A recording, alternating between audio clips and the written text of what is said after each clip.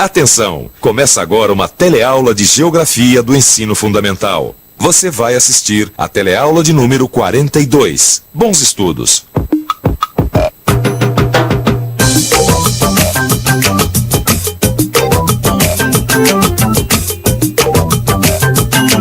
Na teleaula de hoje, você vai conhecer um pouco mais de perto a mais importante economia nacional do planeta, os Estados Unidos da América e seu vizinho, o Canadá, situado no extremo norte do continente americano. Vai saber quais foram os fatores mais importantes para o desenvolvimento dessas nações e constatar a grande influência dos Estados Unidos em diversos países do globo. Influência que muitas vezes não coincide com as aspirações de autonomia nacional dos países em desenvolvimento. É claro que este tema fala bem de perto pra gente. A cultura norte-americana, através da língua, do cinema e até mesmo do seu padrão de consumo, é bastante conhecida por todos nós brasileiros, influenciando muito dos nossos hábitos cotidianos. Por isso é importante a gente conhecer como se formou esse poderoso país. Então, atenção que a nossa teleaula está começando, ou se preferir, attention!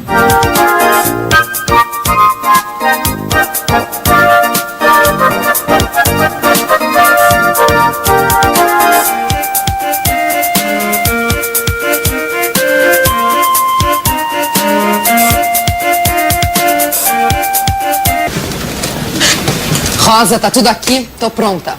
Ótimo! Então vamos dar sequência àquelas matérias sobre os blocos econômicos que disputam o mercado global, certo? Isso, e vamos começar atacando pelos Estados Unidos. Tem um pouquinho do Canadá também, mas é certo que não se compara a influência dos Estados Unidos com a do Canadá no panorama mundial. Mas uma coisa eles têm em comum, que são as dimensões continentais.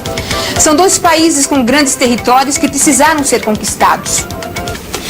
Aliás, eu tive uma ideia que pode ser um excelente ponto de partida. Pense no seguinte, Ana. Não se poderia pensar no poderio mundial econômico dos Estados Unidos sem pensar no imenso mercado interno formado pela grande população de alta renda. E como esse mercado interno foi sendo formado? Bem, primeiro pela grande rede de ferrovias e também pelas hidrovias construídas por todo o país no século passado. Depois, esse mercado foi consolidado pelas numerosas rodovias que cortam todo o país, construídas nesse século. Pronto, missão cumprida, vou para minha aula de inglês. É isso aí. É sempre bom aprender uma segunda língua. Afinal de contas, isso aumenta as oportunidades de trabalho. Ainda mais o inglês, que é falado no mundo todo. O meu professor de inglês me disse que para a maioria dos lugares que você viaja, você pode se utilizar do inglês para se comunicar. Porque afinal de contas, o inglês é uma língua universal. É. Como é que será que os americanos ficaram tão importantes assim no mundo, hein? Peraí, Pedrão. Você está querendo dizer os americanos do norte, né? Porque americanos somos todos nós. Ora, eu também queria ficar um pouco mais por dentro desse assunto.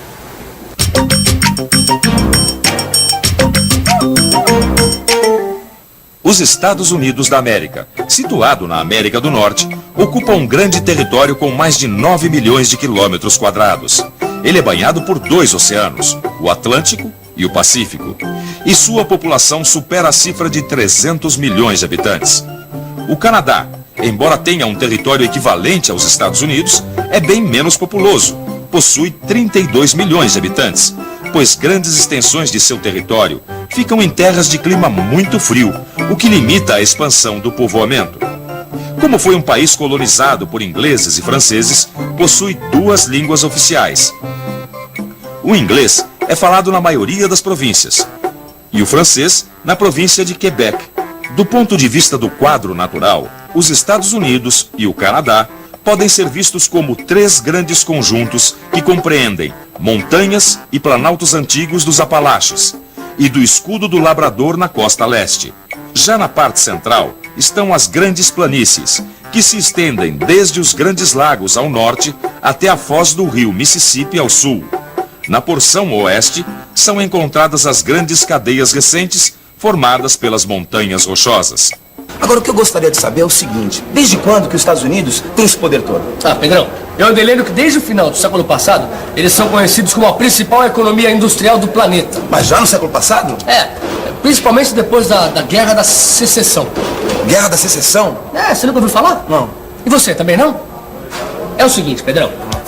O que diferenciava os Estados Unidos das demais nações europeias era o seu imenso potencial natural. Mas esses recursos dependiam de uma determinada organização social para serem explorados. E coexistiam duas formas de organização social nos Estados Unidos do século XIX. A do Sul, baseada em trabalho escravo, e a do Norte, baseada em trabalho assalariado. As duas regiões disputavam a ocupação das terras férteis do Oeste. Essa disputa foi a origem da Guerra da Secessão. Um conflito de grandes dimensões, onde morreram mais norte-americanos que em qualquer guerra da qual os Estados Unidos já tenham participado. Com a vitória final do Norte sobre o Sul, acelerou-se o processo de industrialização, com o aproveitamento das grandes reservas naturais. Já no final do século, os Estados Unidos haviam suplantado a própria Inglaterra e a Alemanha como potência industrial. A Primeira Guerra Mundial, em 1914, acabou enfraquecendo ainda mais os países europeus e promovendo os Estados Unidos à condição de primeira potência mundial. Mas essa economia poderosa experimentou uma grande queda em 1929, quando a Bolsa de Nova York quebrou, iniciando o que ficou conhecido como a Grande Depressão.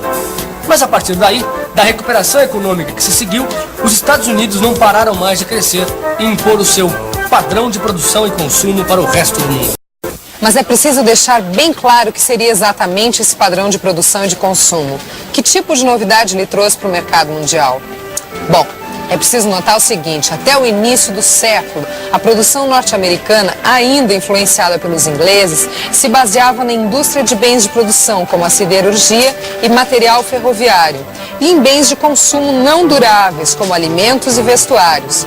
Mas foi com o desenvolvimento da produção em série de automóveis nas linhas de montagem que os Estados Unidos ampliaram os limites do mercado para os bens de consumo duráveis, como os automóveis e os eletrodomésticos, permitindo sua popularização entre os trabalhadores. Quem aprimorou esse tipo de produção foi um homem chamado Henry Ford, o fundador das empresas Ford, que tinha a seguinte filosofia: todos os seus empregados deveriam ter um automóvel, o que, em outras palavras, significa que os seus empregados deveriam integrar o mercado consumidor para os seus produtos. Essa maneira de produzir ou consumir, chamada de Fordismo, modificou a face dos Estados Unidos a partir dos anos 30 e, depois da Segunda Guerra Mundial, foi levada para os demais países industrializados, como a Inglaterra, a Alemanha, a França e o Japão. Empresas como a General Motors, a Esso, a Ford, a IBM, a Coca-Cola passaram a atuar em todo o mundo, generalizando a maneira de viver dos norte-americanos. O Fordismo se baseia no emprego em larga escala de recursos naturais, como o petróleo, na produção de mercadorias seriadas, umas iguais às outras, e num grande sistema de distribuição, baseado na generalização do transporte rodoviário. Orlando, Estados Unidos da América. Oi, tudo bem por aí? Aqui nossa viagem está ótima. As crianças conseguiram realizar o seu sonho de conhecer a Disney. Agora estamos conhecendo as cidades da região. Tem cidades muito bonitas por aqui. Mas eu tenho que ficar freando as crianças, porque tudo é feito para vender. É o paraíso do consumo. Eu nunca vi coisa igual. Se a gente não toma cuidado, adeus dólares, que aliás estão contadinhos. Logo nos veremos. Um abraço a todos. Oi, de que nacionalidade são esses filmes que você pegou? Esses filmes são de origem americana. Americanos. São dos Estados Unidos. Americanos. A maioria dos filmes que nós assistimos são norte-americanos. Isso acontece não apenas pela grande quantidade da produção cinematográfica, mas também pelo bom sistema de distribuição. A cultura norte-americana tem uma enorme penetração mundial e os seus ídolos são conhecidos no mundo todo. Isso acontece não apenas no cinema. As nossas classes, que têm poder de compra, adotam o padrão de consumo dos Estados Unidos. A maneira como compramos e vendemos é fortemente influenciada pela difusão do padrão norte-americano, pelo American Way of Life, ou seja, pela maneira americana de viver, que por sua vez foi influenciada pelo Fordismo. A pergunta é: será que este modelo de desenvolvimento norte-americano, baseado no Fordismo, serve para qualquer outra realidade nacional? Não, alguns países mesmo industrializados tiveram problemas para adotar esse sistema. É preciso pensar o seguinte: nos Estados Unidos eles têm condições especiais, tais como uma grande reserva de petróleo, indústria pesada formada desde o século passado, e sobretudo aquele que nós conversamos, ferrovias, hidrovias e principalmente rodovias. Isso é verdade. Eu acabei de puxar uma pesquisa aqui no meu computador e ela dizia exatamente isso. Dizia que nos países europeus ocidentais e no Japão, essa maneira americana de produzir acabou aumentando a dependência da importação de petróleo dos países árabes. Isso porque eles não tinham reservas nos seus próprios territórios. Agora, você imagina o efeito que teve a entrada das empresas norte-americanas nos países subdesenvolvidos ou em desenvolvimento como o nosso? Eles acabaram por acentuar as diferenças sociais nas nações de informação. Você diz isso por causa dos bens de consumo, eletrodomésticos, automóveis, essas coisas? Claro, são produtos que estão ao alcance de uma pequena minoria da população. E aí então se inicia um círculo vicioso. Para que essa pequena minoria continue a consumir esses produtos, é necessário que nós exportemos matérias-primas e alimentos. Trocamos por dólares norte-americanos, que por sua vez retornam aos Estados Unidos na forma de royalties.